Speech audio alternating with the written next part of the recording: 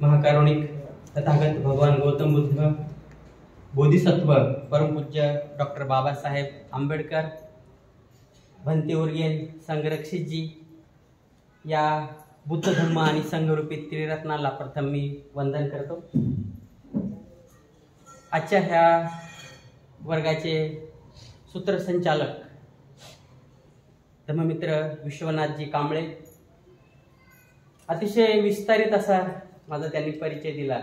आता परिचय संपत नाही म्हणून मी छोटी उभा टाकलो, आता बस करावं त्यांनी म्हणून।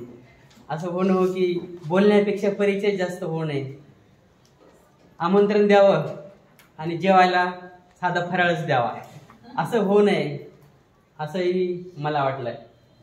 आजच्या ह्या वर्गाची सुरुवात पूजेने विश्वनाथ कांबळे साहेबांनी खूप छान प्रकारे केलेली आहे आणि त्याला जोड म्हणजे धम्मचारिणी दानदीपा यांनी जे काही आनापानसती हे ध्यान घेतलंय आणि आनापानसती ध्यानाच्या संदर्भात जे काही त्यांनी विश्लेषण केलेलं आहे ते अतिशय सुंदर असं विश्लेषण केलेलं आहे आणि त्यामधून चित्ताची एकाग्रता कशी साधावी, आपलं मन एकाग्र कसं करता येईल आणि त्यासाठी सराव किती महत्त्वाचा आहे आणि हे सराव करत असताना आपल्या दैनंदिन जीवनातला जो भाग आहे तो आपण कसा अनुपालन केला पाहिजे या संदर्भातली जी माहिती जे केलेली आहे ते खूप अतिशय छान प्रकारे केलेली आहे। मी विश्वनाथ कांबळे साहेबांचं आणि दानदीपांचं दोघांचंही खूप पुण्यानुमोदन करतो।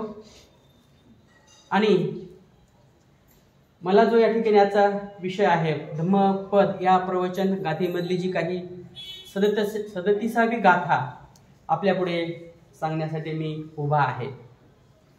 गेल्या अनेक दिवसापासून धम्मपद या विषयावरची ही जी प्रवचन मालिका सुरू आहे, या विषयावरचं जेव्हा मी ठेवण्याचा विचार करत होतो पद्मगर्भ विनयरक्षिताने आणि धम्मपद हा विषय जेव्हा ठेवावं मी सुचवलं तेव्हा त्यांनी म्हटले की आता पहिलं गाथा तुम्हीच सुरुवात करा आणि त्यांनी मलाच पहिलं प्रवचन दिलं होतं आणि ते पहिली जी गाथा आहे पहिली आणि दुसरी ती मला आजही आठवते की हे प्रवचन देत असताना किती छान प्रकारे आपण या प्रवचन मालिकेची सुरुवात केली होती आणि आपणही सर्वांना मी सांगितलं होतं की हे धम्मपद गाथा आणि याचं श्रवण करत असताना हे पुस्तक आपल्या प्रत्येकाच्या घरी असणे किती आवश्यक आहे। आपण सर्वांनी ते पुस्तक घेतलं असेलच यामध्ये शंका नाही। त्याचबरोबर पुस्तकाही बरोबर अनेक दिवसापासून जवळपास 36 गाथा यापूर्वी झालेल्या आहेत। या 36 गाथांचं आपण प्रवचन ऐकलेलं आहे, प्रवचन ऐकल्यानंतर त्याच्यावर चिंतन केलं असेल आणि हा जो धम्म प्रचार आणि प्रसार आहे या धम्म वर्गाच्या माध्यमातून आपण ऐकत आहात। केवळ इथं उपस्थित असलेले जेवढे लोक आहेत त्यांनी जी गाथा तर ऐकतातच, या गाथेचा प्रचार आणि प्रसार कसा केला पाहिजे थोडक्यात सांगायचं म्हणजे आपण तर सर्वजण ही गाथा ऐकतोच, पण आपल्या घरी जाऊन आपल्या घरच्यांना या गाथेविषयी जर सांगितलं, समजा इथं घरचा एक प्रतिनिधी हजर आहे आणि घरी तुमच्या 4 ते 5 लोक आहेत, इथून गेल्यानंतर आपण घरी सांगायचं की आज ही गाथा ही झालेली आहे आणि या गाथेचं स्पष्टीकरण असं आहे, या गाथेची कथा ही आहे आणि त्या कथेमुळं किती चांगल्या प्रकारचा मार्ग भगवान बुद्धांनी आपल्याला सांगितलेला आहे, तर किती चांगल्या प्रकारे हे प्रचार आणि प्रसार होईल बरं। म्हणजे आपल्या घरचे 5 लोक आणि जसा वेळ मिळेल तसं इतरांनाही आपण हे जे सांगत राहिले तर खूप चांगलं होईल। जसे की एखादी गोष्ट आपण दुसऱ्या पुरुषाला किंवा स्त्रीला सांगत असतो की हिथं असं घडलं तसं घडलं किंवा हे असं आहे तसं आहे म्हणण्यापेक्षा आपण हा विषय जर आपण सांगत राहिला तर भगवान बुद्ध आणि बाबासाहेबांच्या विचाराचा प्रचार आणि प्रसार व्हायला वेळ लागणार नाही असं मला वाटतं या धम्मपद गाथेच्या विषयानुसार। तर इथं जे काही धम्मचारी अनेक अनुभवी लोक आहेत या विषयावरचं चिंतन करून मनन करून अभ्यास करून सांगत असतात। माझ्यासारखा नवखा माणूस तर 8-8 15-15 दिवस विषयाची घोकणपट्टी करून सांगत असतो। याचं चीज व्हावं म्हणूनच मी यापूर्वी हे तुम्हाला सांगितलेलं आहे। मागच्या प्रवचनामध्ये धम्मचारी चंद्रगर्भ यांनी 36वी गाथा सांगत असताना आपल्याला सांगितलेलं आहे की आषाढ पौर्णिमेच्या दिवशी त्यांनी ही गाथा सांगितली आणि आषाढ पौर्णिमेचं महत्त्वही त्यांनी 9-10 प्रकारे सांगितलेलं आहे, हे आपल्या लक्षात असेलच। मी मुद्दाम हे आपल्याला आठवण करून देत आहे की याचं स्मरण करत राहायचं वरचेवर, म्हणजे विस्मरण होत नाही। आणि ही जी 9-10 आषाढ पौर्णिमेचं महत्त्व सांगितले आणि त्याचबरोबर त्यांनी असंतुष्टी भिक्षूची कथा पण सांगितलेली आहे, त्याचंही आपल्याला स्मरण असेल. म्हणजे वरचेवर आपण ऐकत असताना हे लक्षात ठेवायचं आणि आपल्या चित्ताचं रक्षण कसं करावं हेही त्यांनी अनेक उदाहरणं देऊन सांगितलेलं आहे. त्याचबरोबर खजिनदाराच्या तरुण मुलाने भिक्षूला जे काही त्यांनी विचारलेलं आहे की मनशांतीचे उपाय काय काय आहेत आणि ते त्यांनी चित्ताची एकाग्रता कशा प्रकारे केली पाहिजे हे त्या उदाहरणावरून धम्मचारी चंद्रगर्भ यांनी आपल्याला स्पष्ट करून सांगितलेले आहे. तसंच त्याच अनुसरून ही गाथा आजची आहे. हे सांगायचं प्रस्तावनेला एवढंच तुमच्या पुढे की जी काही चित्ताची एकाग्रता किती महत्वाची आहे, आपलं मन एकाग्र राहणं किती महत्वाचं आहे. सगळं काही आपल्या मनामध्ये आहे आणि मन जर आपण एकाग्र करून आपण एखादी गोष्ट करू तर ती गोष्ट अगदी परिपूर्ण होऊ शकते. तर ही 37वी गाथा अशी आहे. दूरगमं एकचरं अशरीरं गुहाशय ये चित्त संयमस्सती मोखंती मार बंधना. अशा प्रकारची ही गाथा आहे. तर या गाथेचा जो विषय आपल्या प्रवचन मालिका जी अभ्यासाची आहे त्याच्यामध्ये सांगितलं की जो चित्ताचा निग्रह करेल तो मार बंधनातून सुटेल, असा हा आजच्या या प्रवचनाचा विषय आहे या गाथेला अनुसरून. तर याचा अर्थ असा की दूर जाणारे व एकटे संचार करणारे, ज्याचे शरीरात वास्तव्य नाही म्हणजे जे एखाद्या दृश्य आकारात नाही, अशा चित्ताचे जे संयमन करतात ते माराच्या म्हणजेच मृत्यूच्या बंधनातून मुक्त होतात. अशा ह्या प्रकारे या गाथेचा अर्थ आहे. आणि या गाथेला एक काव्यानुवाद पण सांगितला आहे गाथा आणि कथा या पुस्तकामध्ये. D.L. कांबळे यांचं जे काही धम्मपद गाथा आणि कथा आहे ते खूपच चांगलं आहे.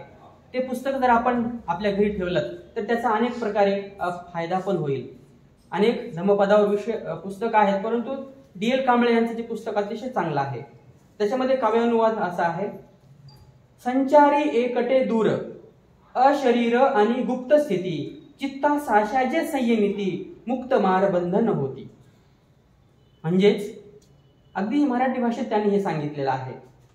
दुसऱ्या शब्दात सांगायचं म्हणजे एकटे फिरते दूर अशरीरी हृदयी दडे, चित्त संयमिता होती मार बंधन मुक्तते.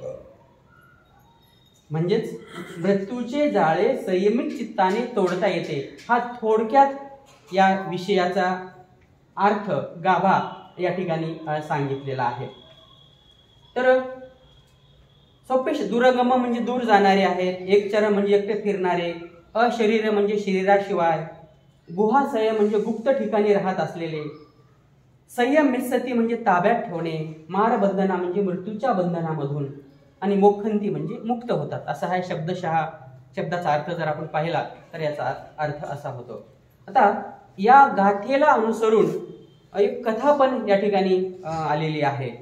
जेतवन विहारात असताना भगवान बुद्धांनी भिक्षू संघरक्षिताच्या भाच्याला उद्देशून ही कथा सांगितलेली आहे, गाथा सांगितलेली आहे.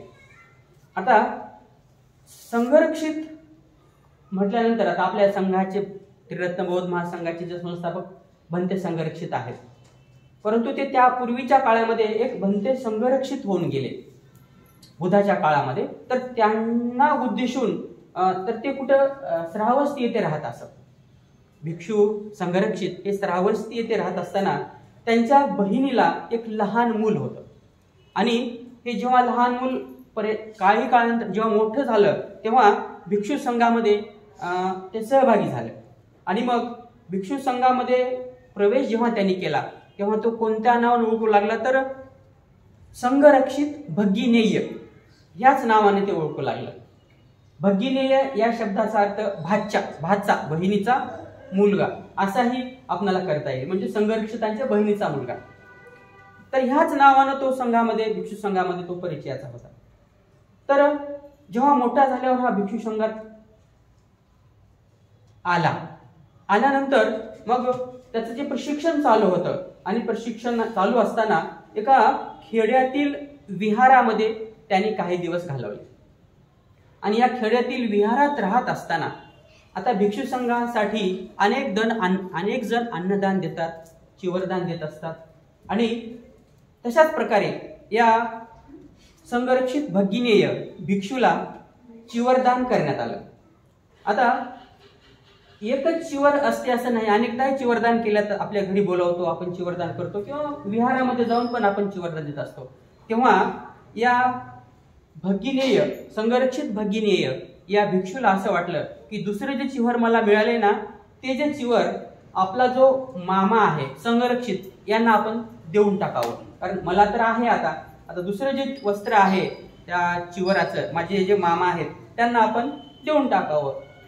आणि म्हणून मग जे काही वर्षावासाचे दिवस संपले त्यानंतर त्यांना वाटले का आता वर्षावास संपले की आपल्या मामाला देऊन द्यावं, कारण कुणालाही असं साहजिकच वाटतं की आपल्याला एखादी वस्तू भेटली की आपण नातेसंबंध जपत असतो. आता ही नवशिक्षित भिक्षू होते, एखादी वस्तू आपल्याला भेटली, काही भेटली अगोदर आपण स्वतःला घेतो, दुसरी जर भेटली मग आपल्या घरच्याला घेतो, आणखी तिसरी जर भेटली मग आपल्या नातेवाईकाला देतो. म्हणजे आपण थोडक्यात नातेसंबंध हा व्यक्तीचा एक स्वभाव आहे.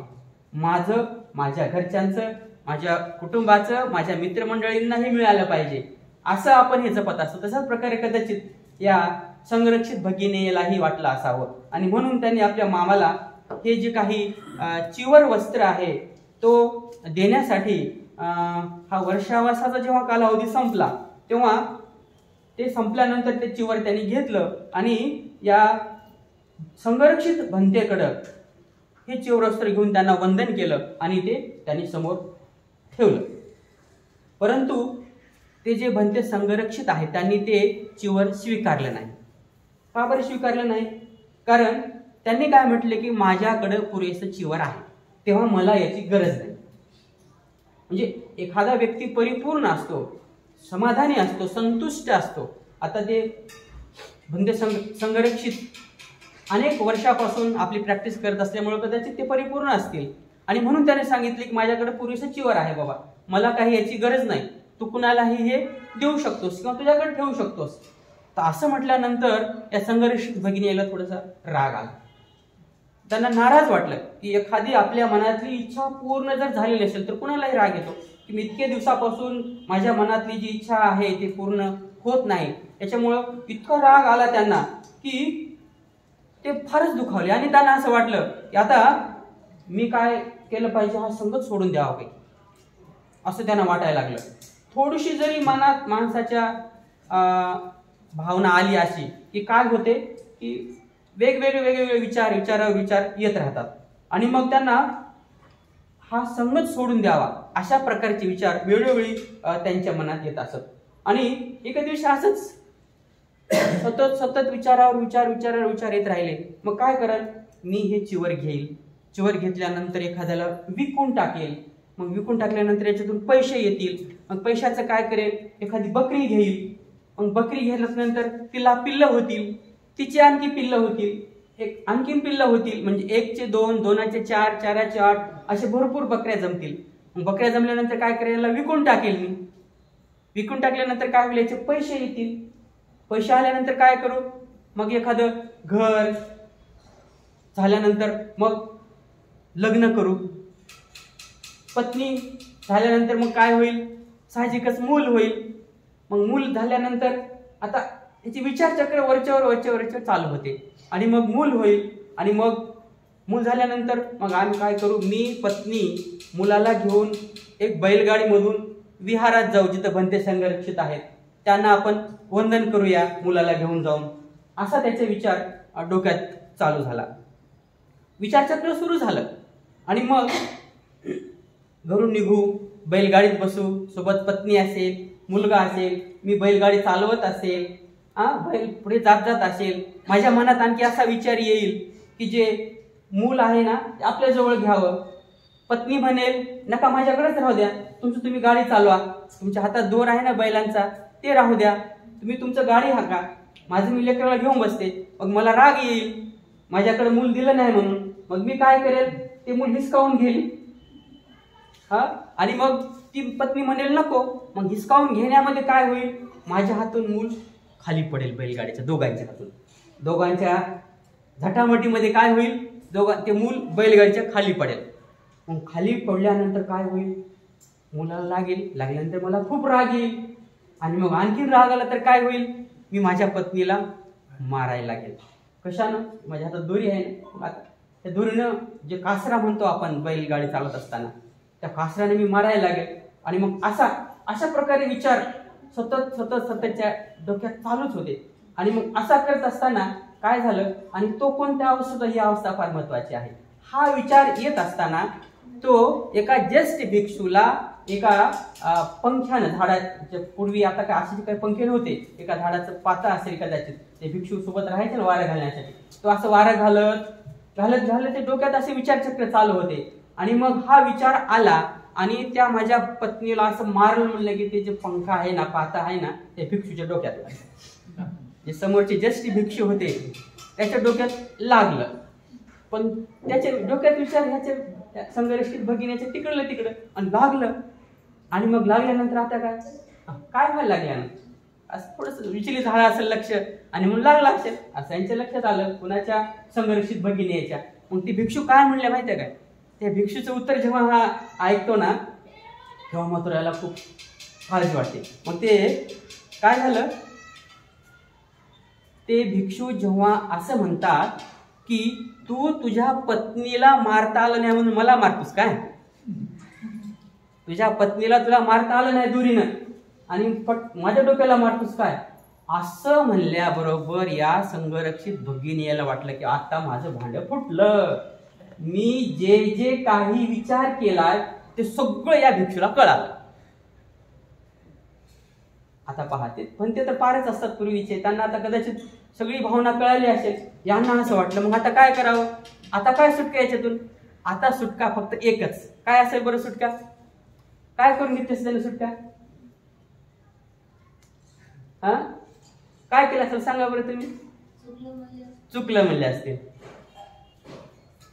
थोडा चांगला असलं तर चुकलं म्हणाल, पण त्याच्यातला आणखी एक पर्याय आहे, उठून पळून गेलं तर सगळ्या सोपं, उठून निघून जायचं, ही जागा सोडायची, जायचं पळून. काय व्हायला लागलं, सुटलं एकदाच म्हणून. आणि मग त्यांच्या डोक्यात विचार आला की आता उठायचं आणि पळायला लागलं.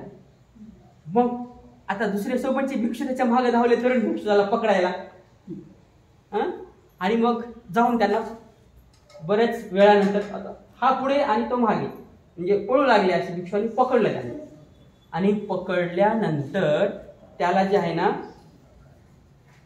घेऊन आले, आणि घेऊन आल्यानंतर मग त्याला भगवान बुद्धासमोर उभा केलं. आणि बुद्धांना ज्येष्ठ भिक्षूने सांगितली बाबा काय प्रकरण घडलं, नेमकं काय काय झालं, काय काय नाही, हा सगळा इतिहास बुद्धासमोर सांगण्यात आला की यांनी काय केलं, कसं झालं आणि कशामुळे तुमच्या पुढे उभा टाकून आला. बुद्धांच्या लक्षात हे सगळं आल्यानंतर भगवान बुद्धांनी त्याच्या मनोवस्थेचा मागोवा घेतला. म्हणजे ते समजून घेतले त्याने की नेमकं खरं काय झालं असावं. आणि म्हणून तेव्हा भगवान बुद्धांनी ही गाथा त्या संघरक्षित भगिनीला सांगितली. पहा, या गाथेची पूर्वपीठिका अशी आहे. काय सांगितले तेव्हा की आपलं जे चित्त आहे किती चंचल आहे. म्हणजे जिथं असं म्हणतात की जिथं काही जाऊ शकत नाही तिथं चित्त जातं. म्हणजे जिथं आपला विचार आहे, इथून आपण इथं आहोत पण कुठेतरी दूर ठिकाणी आपलं मन जाऊ शकतं, चित्त जाऊ शकतं. म्हणजे आपण जिथं जाऊ शकत नाही तिथं आपलं चित्त जातं. म्हणजे आणि कुठेही वास्तविक गुप्त ठिकाणी वास्तविक करू शकतं. त्याचं संयमन आपण केलं तर माराच्या बंधनातून आपण या चित्ताचं संयमन करून माराच्या बंधनातून आपण मुक्त झालं पाहिजे. या प्रकारची उपदेश, सविस्तर उपदेश असा भगवान बुद्धांनी केलेला आहे, जो की या गाथेमधून ऐकलेला आहे. तो काय आहे पुन्हा तुम्हाला मी सांगतो की जो चित्ताचा निग्रह करेल तो मार बंधनातून सुटेल. पहा, म्हणजे ह्या चित्ताचं रक्षण करून संयम करून त्याच्यावर आपण विजय जर मिळवला तर आपण काय करतो की आपल्या जीवनामध्ये यशस्वी होतो. तर अशा प्रकारे ही गाथा त्यांनी त्या ठिकाणी सांगितलेली आहे. तर ह्या गाथेचा उपयोग करून आपणही आपल्या जीवनामध्ये काही करता येईल का? भिक्षूच्या जशा मनात विचार आले तसे आपल्या मनात विचार येत राहतात. वेळोवेळी काय होतं, क्षणाक्षण आपण इथं बसलेला असतो आणि ध्यानही करत असतो, प्रवचनात बी असतो. आता आपण हे प्रवचन ऐकत आहात, संरक्षित भगिनीची ही कथा पण आपण ऐकत आहात, परंतु आपले विचार इथं नसतात. मग यासाठी काय केलं पाहिजे की आपण काय केलं पाहिजे की चित्ताची एकाग्रता केलं पाहिजे. आणि चित्ताची एकाग्रता करण्यासाठी आनापानसती ध्यान सांगितलेलं आहे. ज्ञानदीपाने किती सविस्तर अगदी सोप्या भाषेत समजून सांगितलंय की मन एकत्रित करण्यासाठी, मन एकाग्र करण्यासाठी आनापानसती हे ध्यान किती महत्वाचं आहे. गेल्या आठवड्यामध्ये चंद्रगर्भाने त्या बहिणाबाईचंही उदाहरण सांगितलं, संत तुकारामाचंही उदाहरण सांगितलं की त्यांनी त्यांच्या गाथेमधून आपलं मन किती वढाय आहे, त्याला किती नेहमी नेहमी सांगावं लागतं. बहिणाबाईचं एक वाक्य सांगितलं, पण त्याच्या पुढलं एक 4 ओळीची मन कविता आहे. त्या मन कवितेमध्ये असं आहे की मन वढाय वढाय उभ्या पिकातल ढोर, किती हाकला हाकला फिर येते पिकावर, मन पाखरू पाखरू त्याची काय सांगू गत, आता होत भुईवर गेल गेल आभायात, मन एवढ एवढ जसा खाकसाचा दाना, मन केवढ केवढ त्यात आभाय मायना. आणि शेवटच्या 2 ओळी खूप महत्वाच्या आहेत.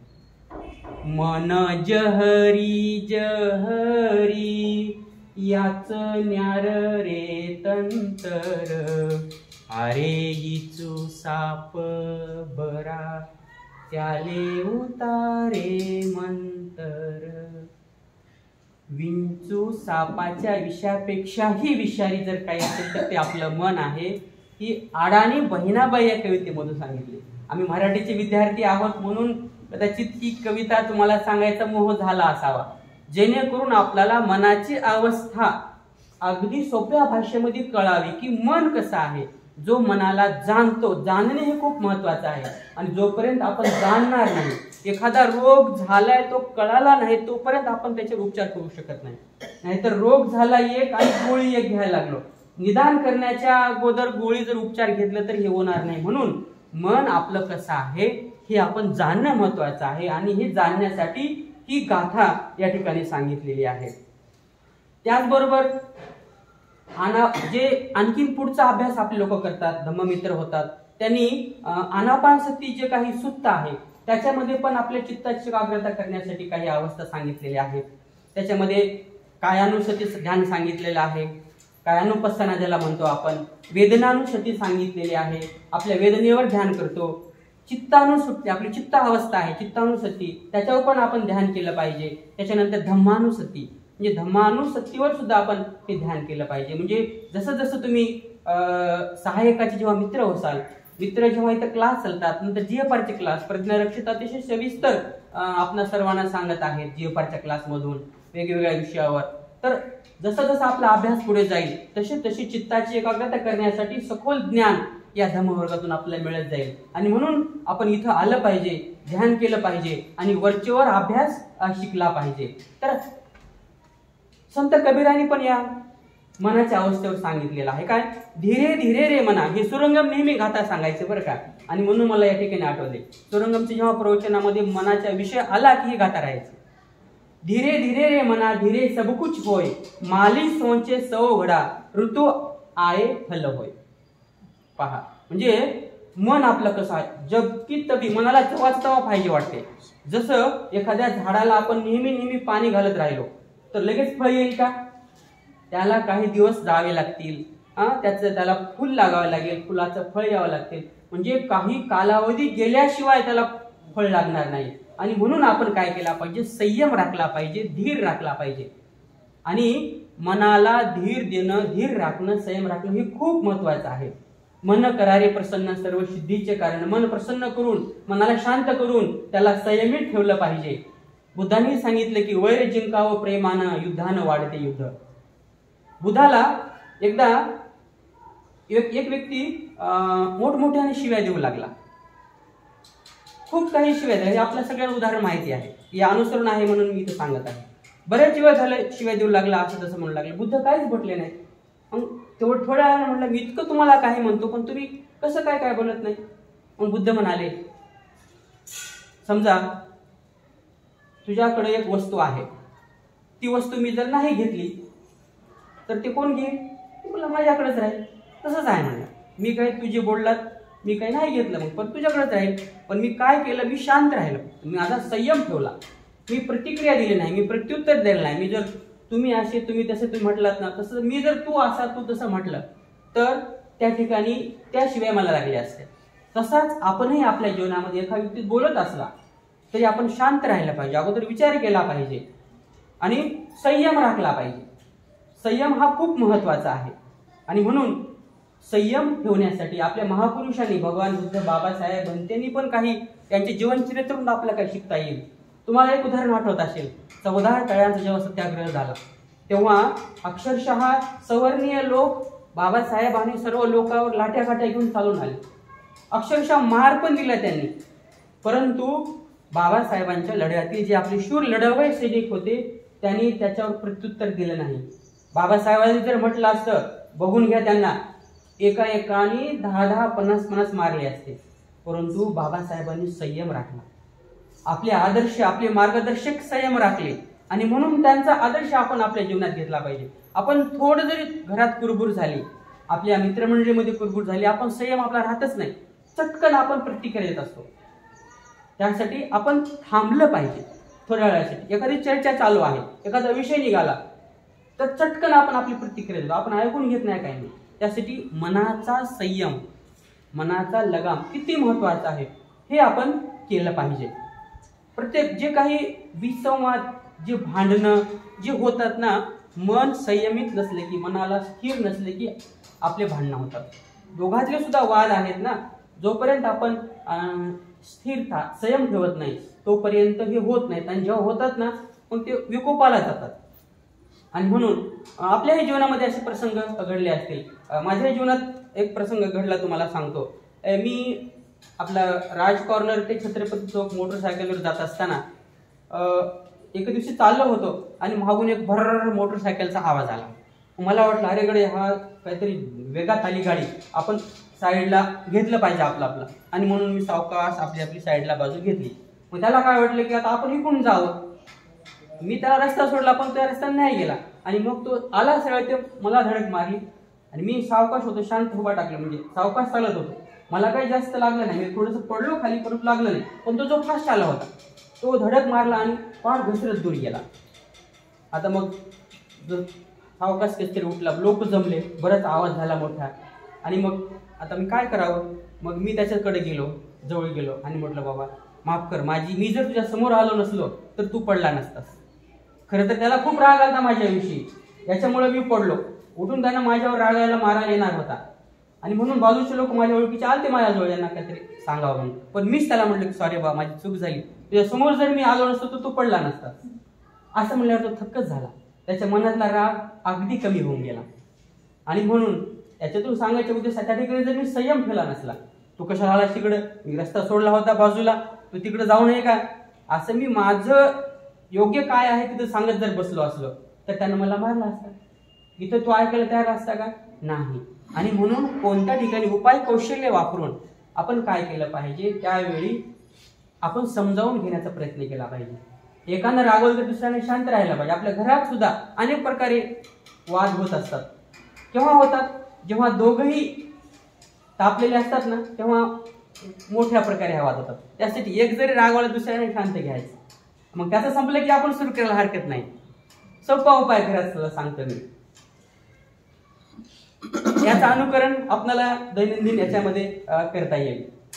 तर खूप काही सांगण्यासारखं आहे, परंतु शेवटी आटोपत घेत असताना मी एक शेवटची गोष्ट सांगतो आणि या ठिकाणी थांबतो. तर बुद्धाच्या काळातली ही गोष्ट आहे आणि बुद्धांच्या जीवनातीलच ही गोष्ट आहे आणि आजच्या या 37व्या गाथेला अनुसरूनच आहे.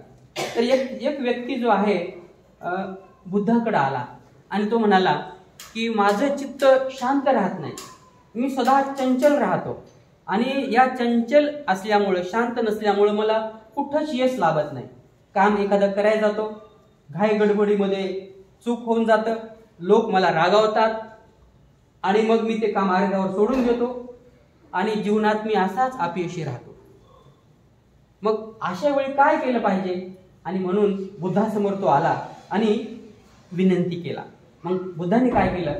तो म्हणला थांब माझ्यासोबत. बुद्धाने म्हटले की तू माझ्यासोबत काही दिवस थांब.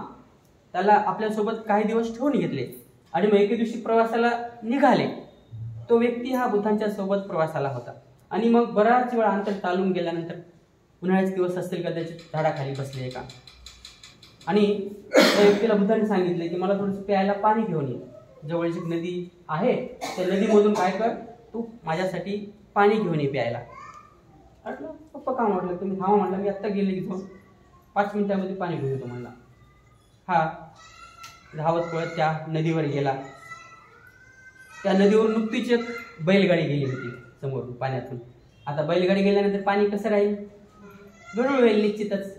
आणि मग म्हणला हे पाणी गढूळ आहे. आला परत आणि सांगितला बुद्धाला. बुद्धांना घेऊन पाणी पिण्याजोगे नाही, ते पाणी खूप गढूळ आहे.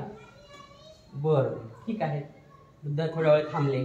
आणखीन थोडा वेळ झाला, आणखी थोडा वेळ जाय म्हणले.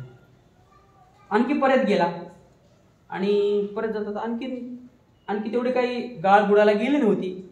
आणखी थोडंसं पिण्यासारखं पाणी झालं नव्हतं. परत तो आला बुद्धाकडे आणि म्हणलं आणखीनही पिण्यासारखं पाणी नाही. म्हणलं गाळच आहे त्या पाण्यामध्ये, व्यवस्थित पाणी नाही. बुद्ध आणखीन थोड्या वेळ थांबले. आणखीन थोड्या वेळाने थांबल्यानंतर 5-1 तासांनी असेल, काहीतरी वेळ असेल, थोड्या वेळाने आणखी पाठवलं त्याला. म्हटलं आणखी जाय, मला तहान लागलेली आहे. पुन्हा गेला.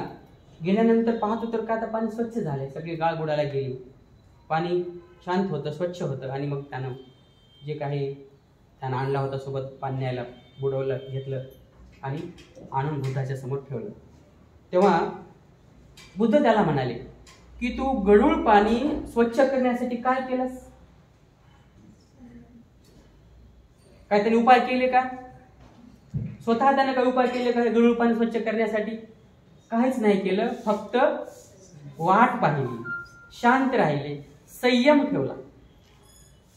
काही वेळापुरते त्यांनी संयम ठेवला आणि त्याने म्हणलं मी काहीच केलं नाही. म्हणलं आपोआप हे झालं. फक्त मला संयम राखावा लागला. मला संयम राखता आला नाही म्हणून तुमच्यापर्यंत आलो. मी सांगितलं तुम्हाला पिण्याजोगी नाही.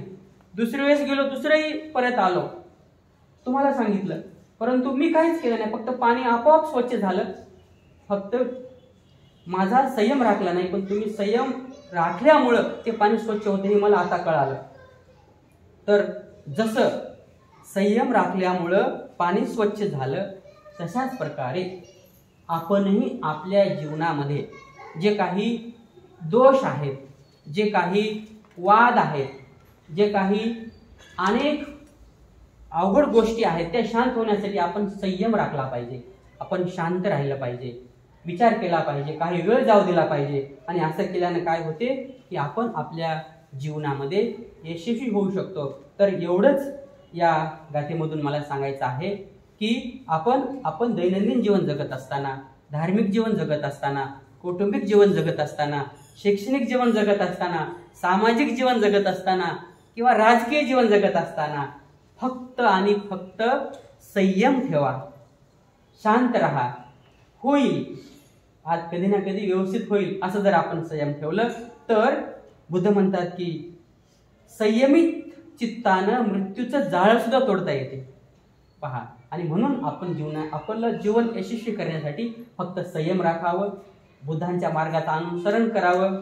एवढंच हा संदेश मी या ठिकाणी सांगतो. आपण सर्वांनी लाईट नसताना, गरमी व्हायला लागली, फॅन बंद आहेत, तरी पण माझं हे लांबत चाललेलं गारानं आपण अगदी शांत चित्तानं ऐकून घेतलात.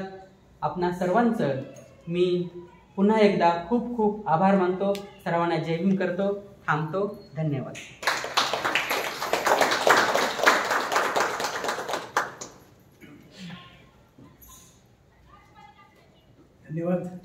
ब्रह्मचारी अभयसेनजी, आपण खूप चांगल्या प्रकारे